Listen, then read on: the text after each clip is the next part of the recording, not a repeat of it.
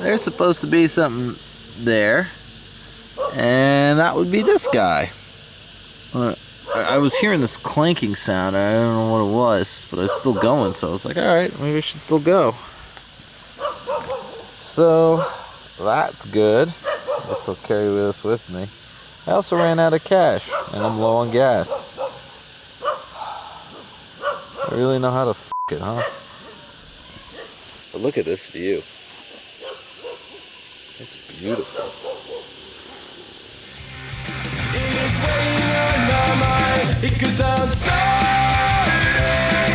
to realize my intuition is jarring and hanging on my inhibition. I might be treated alive to paranoia undefined because I don't know who I am.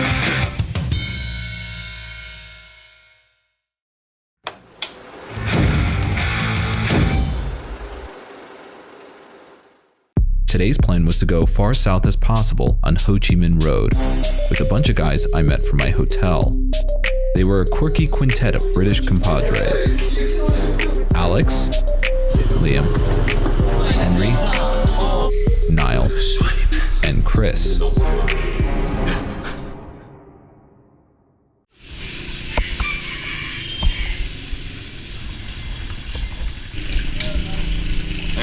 With all of our bikes in working order,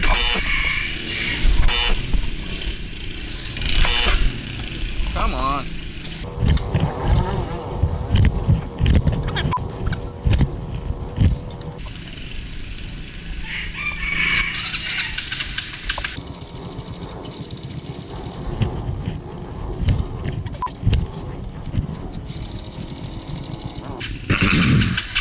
I said, with all of our bikes in working order, our convoy launched southbound on Ho Chi Minh Road.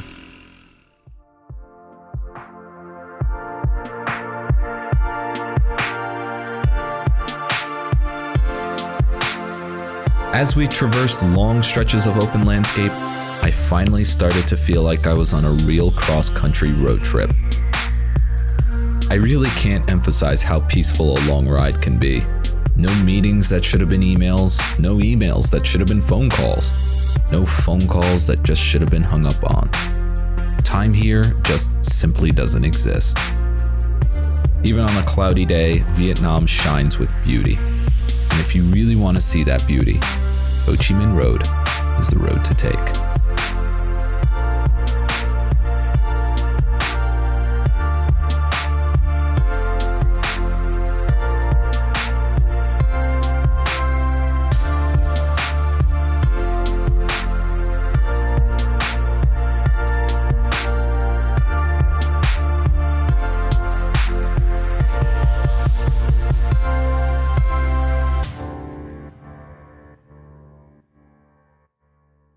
Eventually, I was separated from my new travel buddies, and then my bike began to cry. Which leads us to here. Doesn't look like it's vital, so I'm gonna keep pushing. Hopefully nothing bad happens, or further bad happens. Knock on. But an ATM, food, and fuel were less than 20 kilometers away, so I charged forward to Phong Nha.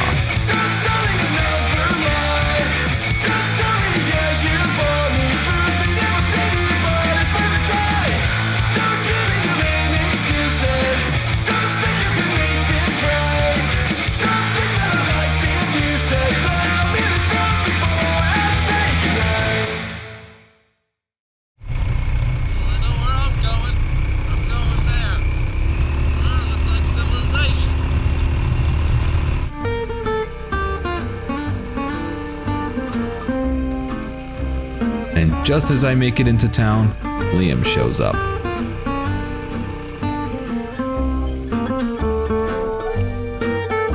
Money now replenished, I can eat a well-earned meal. It smells absolutely fantastic.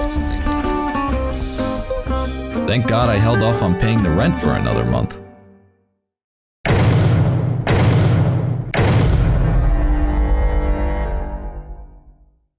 Phong Nha is one of the largest networks of caves in Southeast Asia. There are two popular caves available, an adventurous dark cave and a scenic paradise cave. I chose the latter due to time, hoping to get to Hue by the afternoon.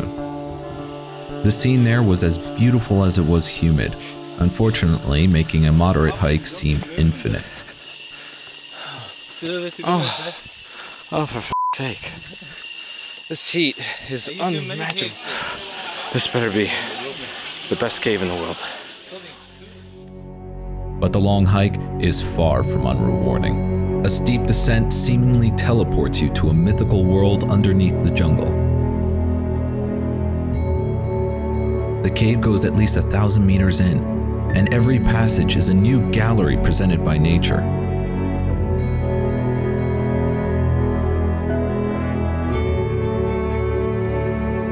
Rain or shine, above or below, you can't help but be in absolute awe of Vietnam.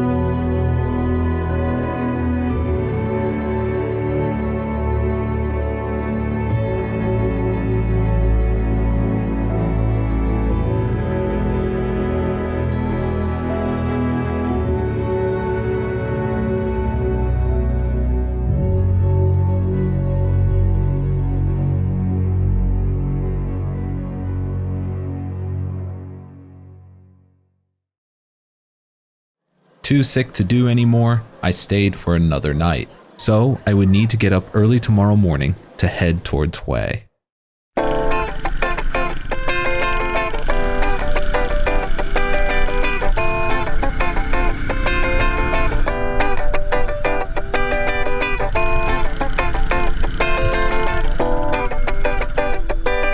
Can we please just stop here and take a moment to appreciate life?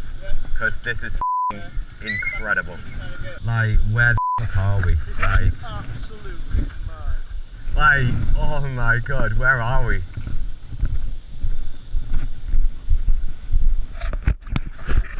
Wait a second. This isn't me. This is Chris. Where the hell am I? Oh, right. I got off to a late start because I was still sick that morning. Okay, well, while Adventure Me tries to get the bike started, let's see what my friends are up to.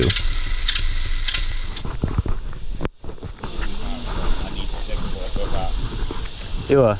I don't want to spend too much time dicking about, but I need to You know what? I am going to have a today, and I'm going to make it the best view I've ever had while I have a Yeah, man. Mate, this is I'm going to poo off a cliff, mate. this is f***ing stupendous.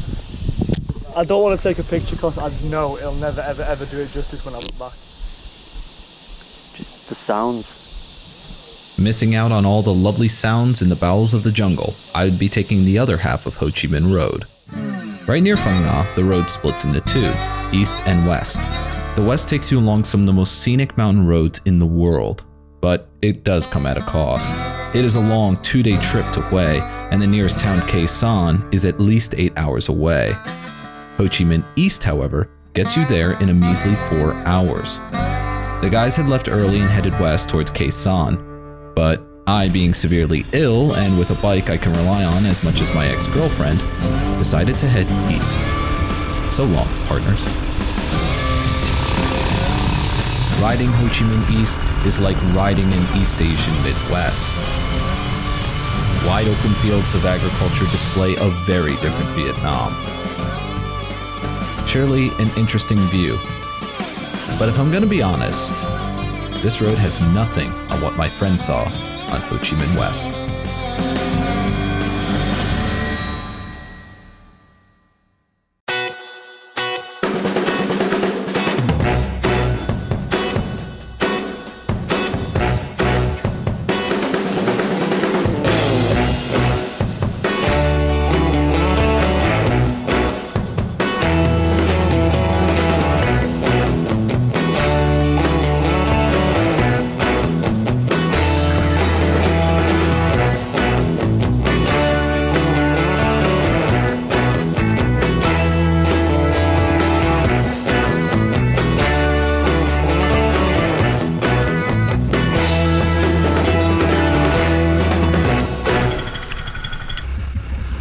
After the road ends, the rest of the ride is the standard Highway 1 affair. Don't let the footage fool you. Hue is a noisy, chaotic, and kinda smelly city on the river. But at the center, a monument stands in isolation. The Citadel is a looming fortress of thick walls and wide moats that once protected the forbidden purple city inside it. However, it was fortified for good reason. The battles would take a large toll on the city. Much of the original buildings are lost now. Mostly replicas stand in their place. Wandering around the Citadel is quiet but eerie. The architectural scars force you to reflect on the Vietnam War. It was a decades-long campaign of artillery, bullets, bombs, defoliants, and fire. Southeast Asia became another field for the Cold War superpowers to play on. Elections were rigged, power was consolidated, and politicians were assassinated. By the time the Battle of Hue kicked off, it was already unraveling. The Tet Offensive launched on the city. Under occupation, thousands of civilians were accused of being imperialist cooperators and thus promptly executed. The Marines returned in bigger numbers and reclaimed the city once they reduced it to a rubble. The South Vietnamese came for cleanup, so a few thousand more were accused and thus executed. I have no doubt that both sides had the best intentions, but you know what they say about the road to hell. War is just paving too. This battle in Hue. But right now, this is province headquarters.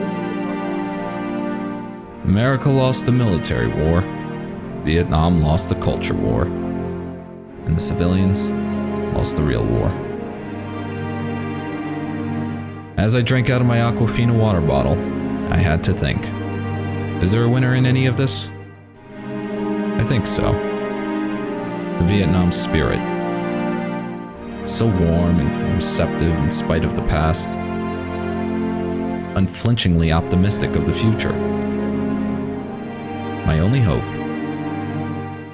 is that a little rubbed off on me.